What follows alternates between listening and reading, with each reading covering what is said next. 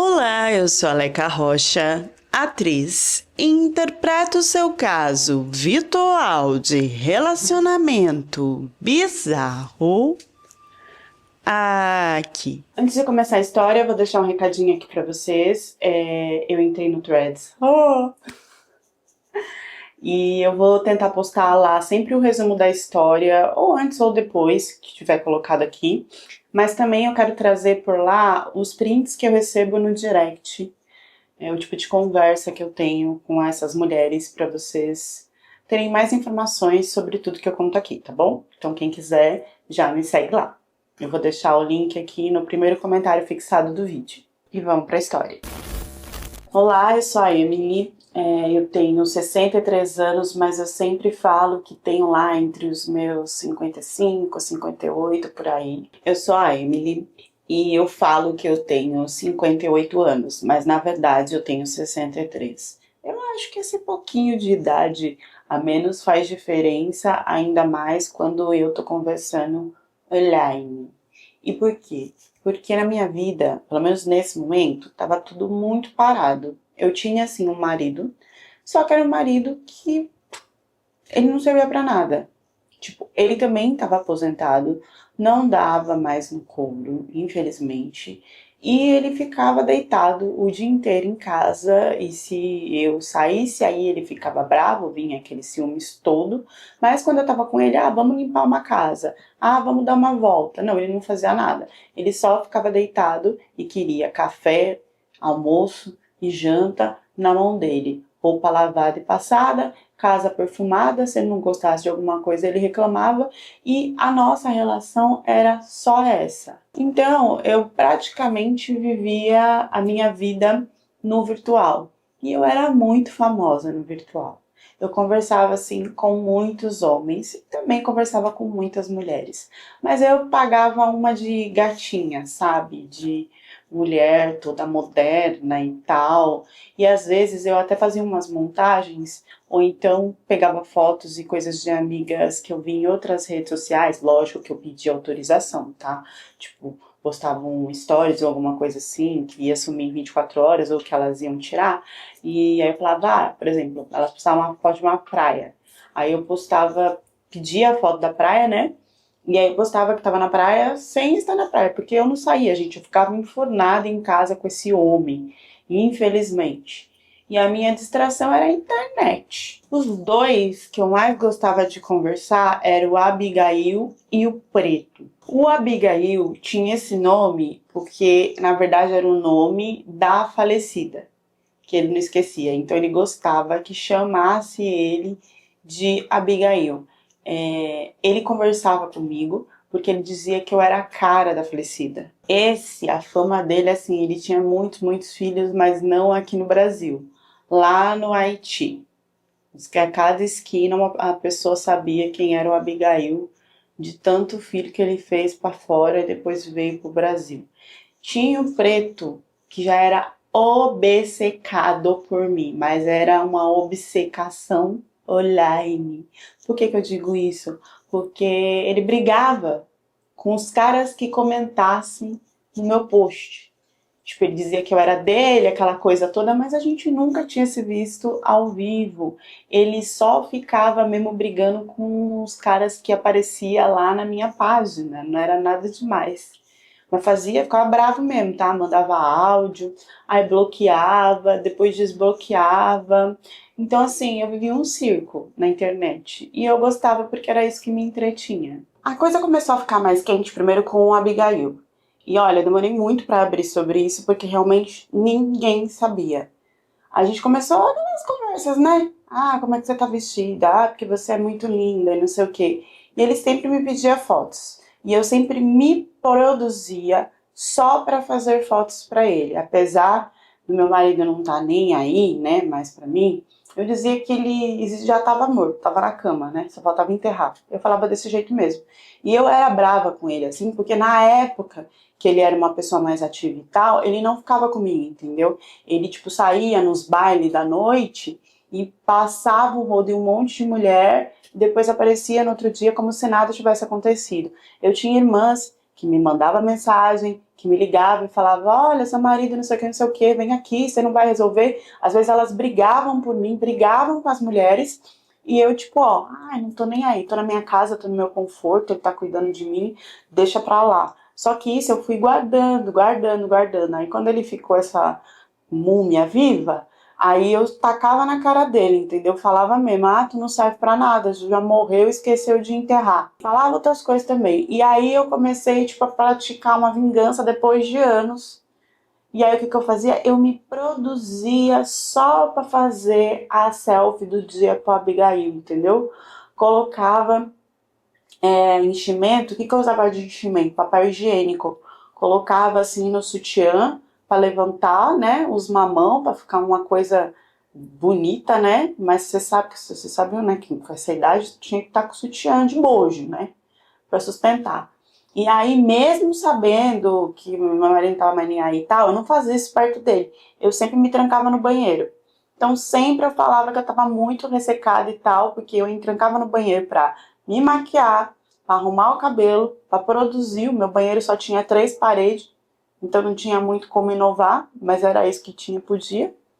E aí eu fazia minhas fotos lá encostada na parede do banheiro, meus close de um lado do outro, com a perna para cima, para baixo, com as mãos na nuca.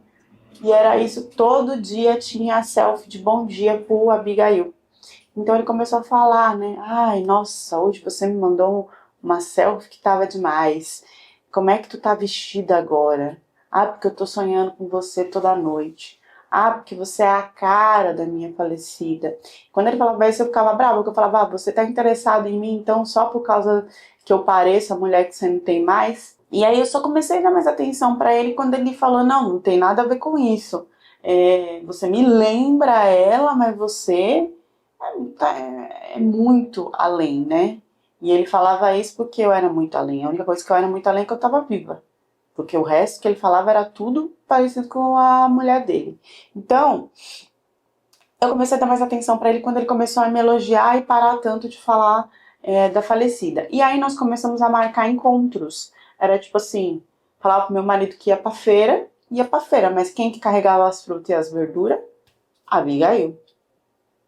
Ah, vou no mercado, vou no mercado. Quem que carregava a sacola? Vou fazer exercício. Onde que eu ia fazer exercício? No Abigail. E os dois, esses dois que eu conversava, eles eram novinhos, viu? Não era, não, 30 no máximo. Eu nem perguntei a idade para não ficar invocada. Então eu tinha essas saídas que foi a primeira vez na vida, depois de 30, 40, sei lá quantos anos de casado, que eu comecei a trair o meu marido. Se é que pode se chamar isso de trair. Porque o meu marido tinha uma rapariga em cada esquina, tá? E não tinha quem mostrasse documento aqui que é casado, que parasse a coisa, não. E outra, eu era morena e ele só ficava com loira. Isso me irritava muito. E o Abigail, o preto, não preciso nem falar, mas eles eram tudo da cor do carvão pra cima. Porque eu adorava um escurinho, tá?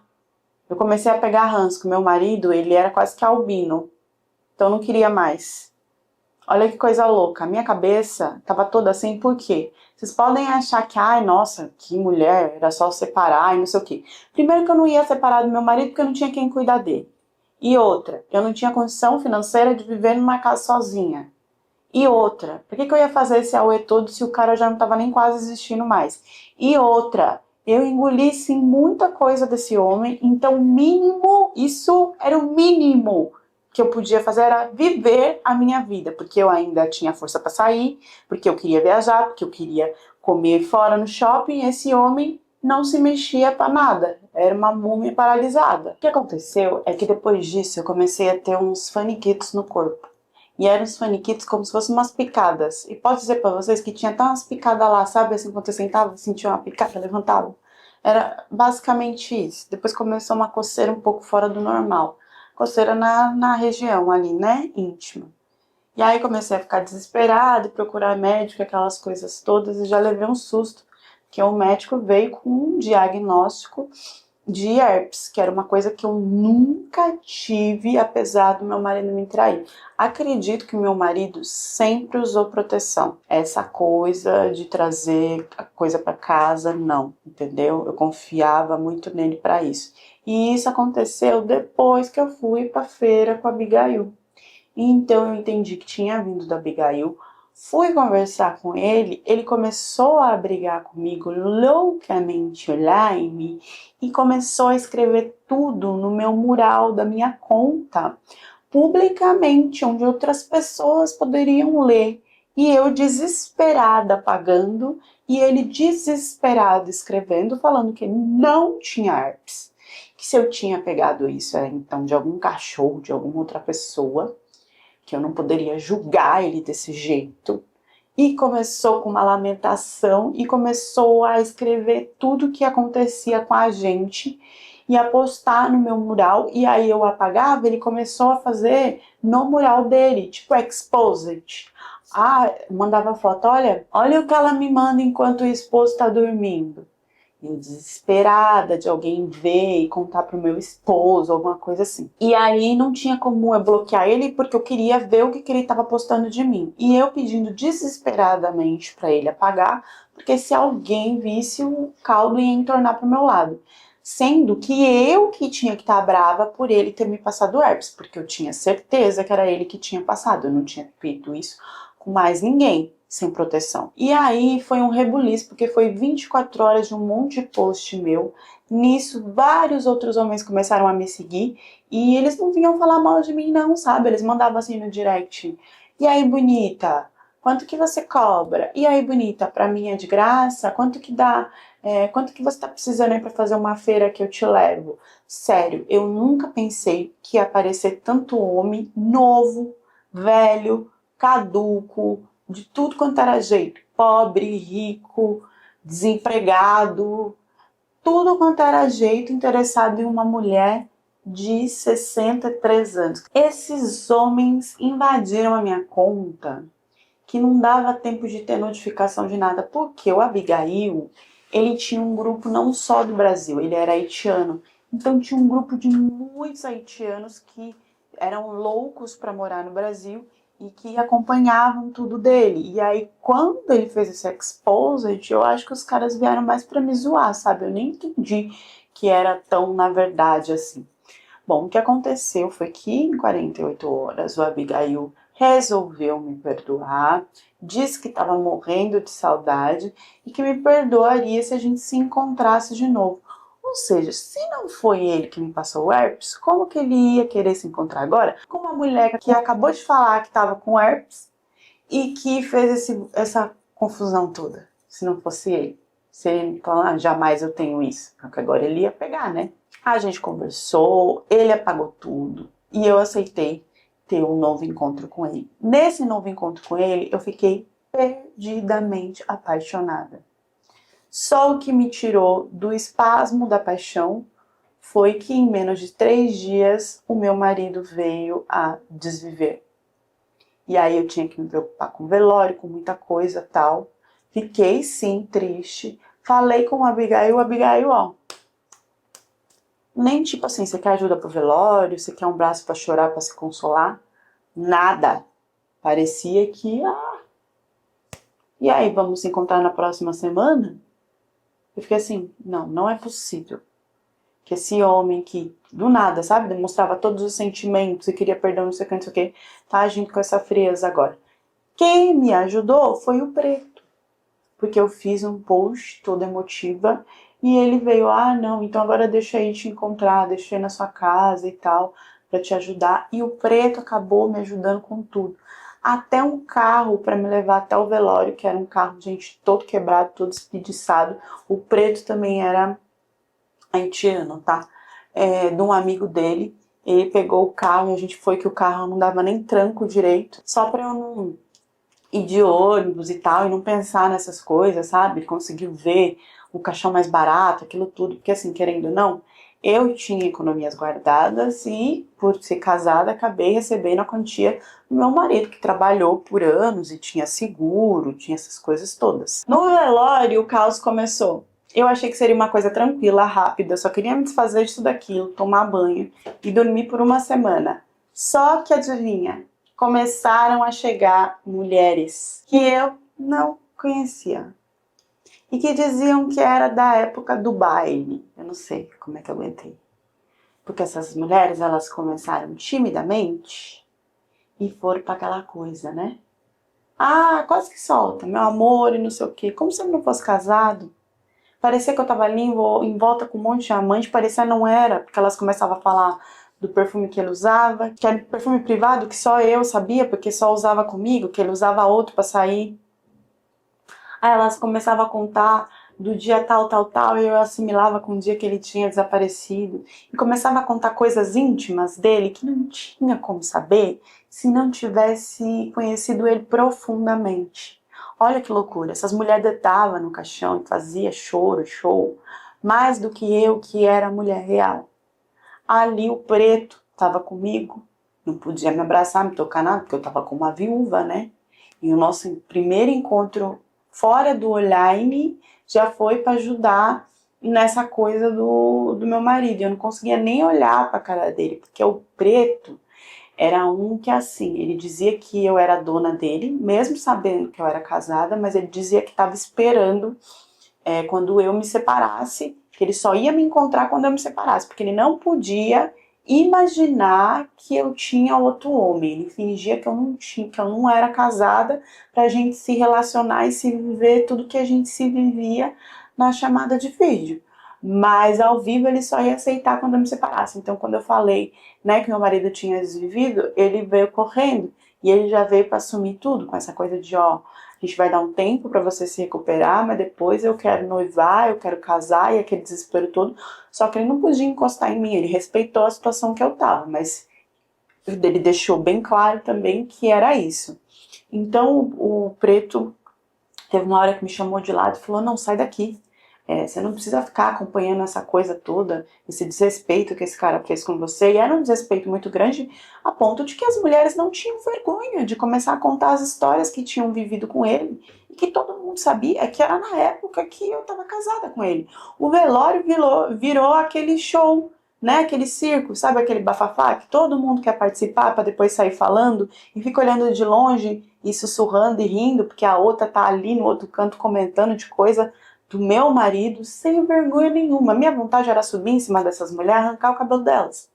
Mas eu não tinha energia e eu tava ficando cada vez mais envergonhada de tudo que estava acontecendo. Então o preto pegou e falou: não, vamos sair daqui, você não merece isso. O que você precisar resolver de coisa de documentação, de inventário, do que tem que fazer, não tem que fazer, deixa que eu resolvo. E vamos sair daqui. E aí ele me tirou, então, do velório e a gente começou a andar ali ao ar livre e conversar mais. E foi aí que eu entendi que o preto, eu não era apaixonada. Eu gostava e era um sentimento que poderia virar amor. Diferente do Abigail, que era uma coisa mais carnal e que eu vi que ele não queria nada sério comigo, né? Porque nem ligar no dia do velório para saber se eu tava bem, mandar uma mensagem. Não fez. Então, o preto me acolheu muito. Depois eu esperei as mulheres saírem de um lugar que era para eu estar e que eu tinha que ter expulsado elas.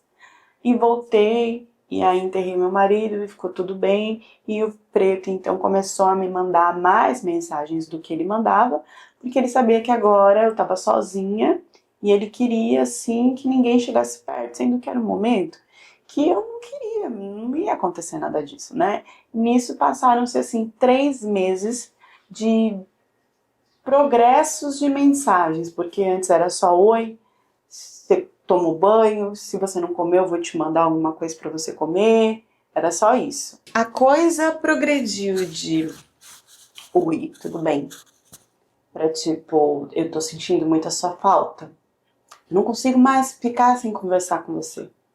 E depois, coisas do tipo, hoje eu fiquei 30 minutos para você ir no banheiro.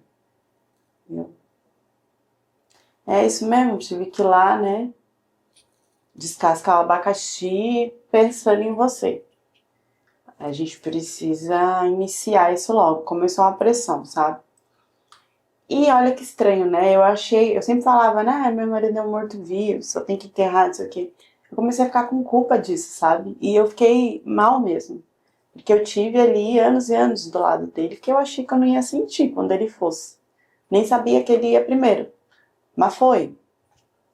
Então, esse início com o preto, eu resolvi assim que fosse fora de casa e também porque eu não tinha cabeça para limpar a casa, para arrumar nada.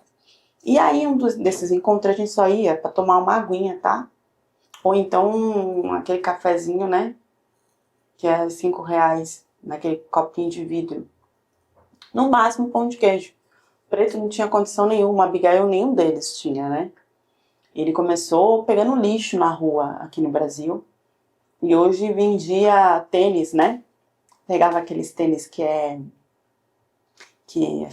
fake e tentava revender na internet. Em um desses encontros, o que aconteceu? Eu fui corrida, não tinha almoçado, já estava tarde. E como ele falou que ia ser uma coisa mais séria, eu pensei que pelo menos um prato de comida em um restaurante assim a gente iria, né? E não, ele me levou para um parque. Sério, me levou para um parque. Tinha uma garrafa de água descascada que ele tinha tirado do rótulo, então sei lá de onde que ele tinha pegado aquela água, porque não era fechada. E ele disse que a gente ia comer e tal, umas coisas diferentes. Sério, era aquelas, sabe, pipoca? Aquelas pipoca que os caras ficam com o carrinho na rua e estoura, mas era aquela parte que tava toda queimada. Parecia que, tipo assim, o fim da pipoca do carrinho que estourou, algum cara era amigo dele, e ele pegou a pipoca com o cara e levou. Exatamente isso. E aí foi aquilo que eu comi, o que aconteceu? Eu acabei passando mal, não tinha como. E aí ele teve que me levar em casa porque não tinha como eu voltar sozinha, que eu tava passando mal de estômago. E aí ele viu o fuzuê, né, de cabeça para cima que tava na minha casa, porque até aquele momento eu não tinha conseguido tirar as coisas do meu marido de casa. Eu não conseguia mexer. E aí, para não ver as coisas, eu não mexia nas minhas coisas também e acabava não arrumando a casa. E aí ele viu tudo aquilo assim, ele se assustou, é, pediu se tinha como eu comprar um remédio para mim mesma, porque ele não tinha dinheiro para comprar o remédio. Me deu o remédio. Eu não sei o que aconteceu, que eu apaguei. E que bom que esse homem era um homem de bem, porque senão ele podia ter feito um rapa na minha casa. E eu não entendo até hoje por que, que ele não fez isso nesse exato momento, porque mais pra frente vocês vão ver o que aconteceu. Não sei por que, que ele não fez nesse exato momento. Mas eu acordei e tava tudo limpo, tudo organizado, arrumado. E ele ainda tinha separado algumas coisas do meu marido e falou: ó, se você não quer ver, eu posso tirar pra você sem você ver, pra você não ter nenhuma crise, nenhum gatilho, nada. Eu fiquei assim, gente, esse homem gosta de mim mesmo. Porque ele podia estar com uma novinha na rua, não tinha que estar aqui. O que ele tá fazendo aqui comigo? E aí, a partir daí, a gente começou a namorar. Porque tudo que eu não conseguia, que me dava gatilho, ele fazia, ele resolvia. Desde o velório ele resolveu muita coisa, né? Eu ainda tentei me afastar, mas dessa vez não consegui. Só que o nosso namoro era beijinho. Não ia, a gente não ia pros finalmente, porque eu não me sentia pronta pra me entregar pra outro homem que não fosse meu marido. Olha que loucura, sendo que eu tinha traído meu marido com o outro haitiano, Abigail. Mas naquele momento acho que eu me senti culpada, né, arrependida, então eu não conseguia encostar. Além de beijinhos, eu não conseguia, né, ir até o final com outro homem. E ele super respeitou, e eu lembro que ele virou e falou assim: tudo bem, quando a gente casar, você faz isso. A gente vai casar. E aí eu disse que eu não estava pronta para isso, tinha coisa de papelada, né, que eu ainda estava com o nome de casada e tudo e tal. Ele falou que a gente podia casar na religião dele. Isso depois eu pesquisei, é totalmente mentira, não tinha isso, tá? Ele diz que tinha uma religião no Haiti que se casava através de um ritual. Ô, gente, ele deve ter rido tanto de mim depois, porque ele inventou um ritual na cabeça dele que eu acho que tinha até colar de folha. Até colar de folha eu aceitei colocar. Eu não lembro muito bem, mas ele resolveu fazer no quintal da minha casa.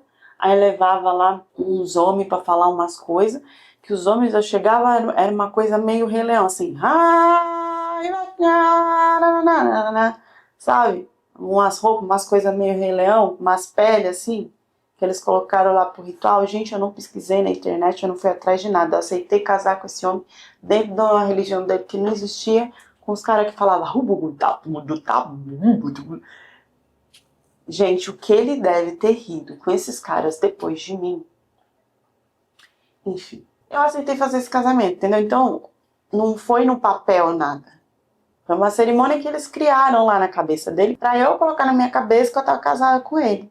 Que não precisava casar no papel. Foi um circo. Aí ele falou que depois disso a gente tinha que ficar um tempo separado, sem se ver, sem se encostar, pra depois já ir direto pra lua de mel. Eu também não entendi no momento porque ele fez isso.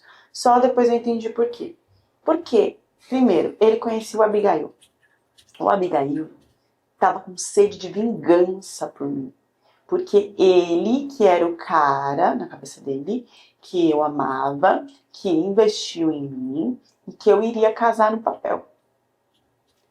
Quando eu saí dele, depois de toda essa situação que eu não respondi mais ele, fiz questão de bloquear e não dei mais corda, porque ele simplesmente não se importou comigo quando eu precisava na questão do meu marido, ele se tornou o ser mais vingativo da face da terra. Porque na cabeça dele, todos os meus bens, tudo tinha que estar com ele. Ele que tinha que casar comigo. E aí, ele conhecia o preto, eu não sabia. Mas o preto precisava esperar o Abigail voltar de uma outra coisa que ele estava fazendo numa outra região. E aí ele inventou isso que nós tínhamos que ficar um tempo separados para depois já se encontrar na lua de mel. Não só o preto como o Abigail, um outro cara também tinha que ser esperado para o Abigail, tinha que chegar na nossa região para o Abigail resolver uma coisa na nossa lua de mel. Eu não sabia de nada disso, então foi só uma desculpa que ele deu pra gente ficar separados. E aí nesse tempo eu fiquei desesperada, porque aí eu que queria muito. Então eu mandava mensagens constantemente, que era o único modo que a gente tinha de se conectar.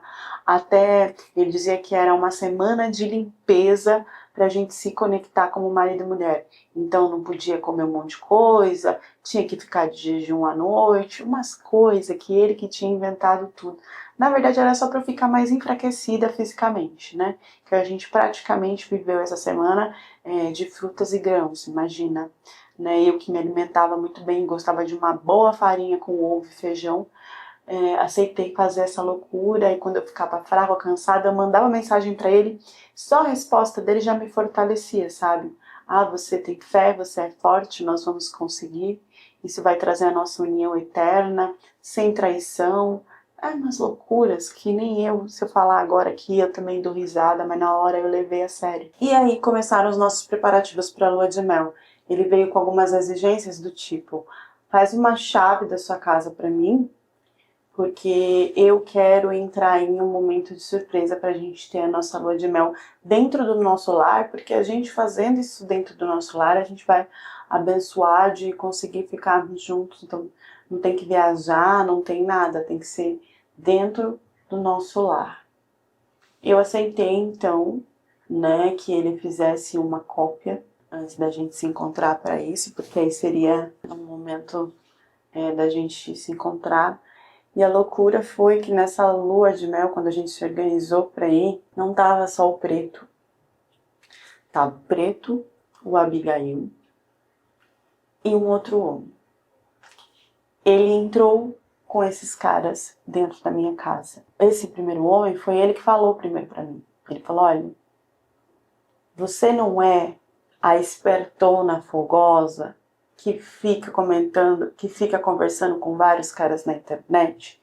Eu sou um deles. Você não sabe nem qual é meu nome. Você não sabe nem qual é o meu, que era eu, porque eu usava outra foto. E você falou isso e isso pra mim, e você mandou vídeo disso e disso pra mim. E aí ele começou assim, ó, a falar coisas que eu realmente já tinha feito e nem lembro com quem ou com quem que eu não fiz na internet, que não tinha como ele saber se ele realmente não tivesse conversado comigo, mas que eu poderia também ter feito com o Abigail e com o Preto. E aí ele começou a descrever tudo isso e eu fui ficando assim, com medo. E na hora que eu fui pedir socorro, porque ele veio falando e aqueles homens vieram pra cima de mim, ele tampou minha boca e falou, você não é espertona? Você não é a vovózona que aguenta tudo, que tem foco, que é sensualizada, que mente a idade, começou a falar um monte de coisa da minha vida que eu nem sabia como ele sabia. Então agora você vai provar do próprio veneno. Vamos ver então o que você aguenta. Pronto, a sua lua de mel vai ser contra isso. Falou desse jeito pra mim e eu fiquei desesperada, porque quando eu fui gritar já tamparam a minha boca. Já não tinha muito o que eu fazer. Ali eles começaram a pedir senha de cartão, o que eles conseguiam tirar, que cheque eu conseguia assinar, que empréstimo que eu conseguia pedir, quantas contas que eu tinha, se eu tinha alguma conta conjunta, o que o meu marido, a quantia que meu marido recebeu, o que podia retirar, quantos dias eles tinham que ficar lá porque as transferências não podiam ser feitas totais num dia só. E nesse terror todo, quando eu me negava ao tal, eles vinham com essa coisa da velha safada e acabavam de fazer a loucura comigo, né? Que aí vocês, eu não vou detalhar aqui, mas vocês já podem imaginar, 3 homens, grandão, preto, fazendo o que se faria na lua de mel, uma pessoa e eu lá aceitando transferir, aí se não transferir o dinheiro ou bloqueava alguma coisa, aí eles vinham pra cima de mim com raiva, se eu errasse alguma senha porque eu tava desesperada, não lembrava e tinha tudo anotado, ia até procurar a agenda, e isso assim, a base de água, pra eu ficar bem fraca, pra eu não ter como pedir ajuda, como sair. Esses homens, eles ficaram 2 dias na minha casa, eles me deixaram amarrada lá, porque eles diziam que iriam voltar. Nessa, eles começaram a procurar se tinha câmeras na parte de fora da casa, na rua, porque assim, na hora que eles entraram, né, com tudo tampado e tal, mas dentro da casa, né, eles tiraram tudo. Então, eles queriam saber se tinha câmera para quebrar, para fazer tudo, para tirar as gravações, para não deixar nada marcado. Eu não sei por que eles não voltaram, porque estava tudo organizado e premeditado para que eles zerassem tudo o que eles pudessem de mim e que me deixassem em uma condição que, sei lá, se eu conseguiria viver. Tá? E aí foi usado tudo, sabe? E era no nariz, na orelha, no umbigo, onde vocês pudessem pensar, esses caras me maltrataram, tá? Falando assim pra não detalhar. Eu não sei porque eles não voltaram, mas eu também não consegui me soltar, porque eles me amarraram e me prenderam pra valer. A minha sorte foi o vizinho, que o muro era baixo e que pulou pra ver o que estava acontecendo. Porque simplesmente notou que estava sem movimentação na casa e já sabia de toda a história, né, que eu estava mal por causa do meu marido e tal. Então foi o meu vizinho que me soltou, que me salvou de tudo isso. Mas até hoje ficou a dúvida de por que eles não voltaram. Porque eles deixaram bem claro de que iriam voltar e queriam zerar tudo e que não ia me sobrar um ar para eu respirar. Então eu não sei se aconteceu alguma coisa com eles, porque depois eu fui na polícia, fui contar tudo que tinha acontecido e tal, e fizeram as buscas e tal, e, tipo, eles nunca encontraram esses caras. O nome desses caras também não se tinha registro de foto, das fotos que eu vi, dos homens que parecia, tipo, não era esse nome, eu nunca peguei nenhum tipo de documentação, porque esse casamento não foi real, foi um circo, né? Foi um ritual que nunca existiu. E ficou por isso mesmo. A única questão é que eu fui pro hospital, cuidaram de mim, tudo e tal. E eu acabei perdendo quase que tudo, né? Com esses caras. Eu perdi a dignidade, eu perdi dinheiro, a questão do meu marido e tudo e tal. E até hoje, o que fica na minha mente é que eu que procurei isso. E eu procurei só para ter aprovação, para se sentir desejado. Eu não detalhei aqui, mas o que eu fazia na internet era loucura casada. E depois de tudo isso, ainda tive que escutar conhecidos falar que o meu marido morreu, que o meu marido desviveu por problema no coração, porque ele recebeu essas mensagens. Porque ele já sabia há um tempo que eu fazia e porque esse conhecimento chegou de uma forma maior para ele. O que fez ele ter esse problema no coração. Então, assim, até hoje a minha mente, minha vida é só de culpas. Tudo que eu olho, eu me arrependo, eu me sinto culpada e eu não consigo me desfazer disso. Eu aceito viver com pouco e acho que eu devia viver até com menos pelo que eu fiz, né? Porque depois disso ainda fui na igreja, escutei o padre falando que não se paga mal com mal, e foi o que eu fiz, né? Eu paguei mal com mal e acabei triplicando o mal na minha vida. E ainda não consegui sair dessa vibração negativa que me inferniza até hoje.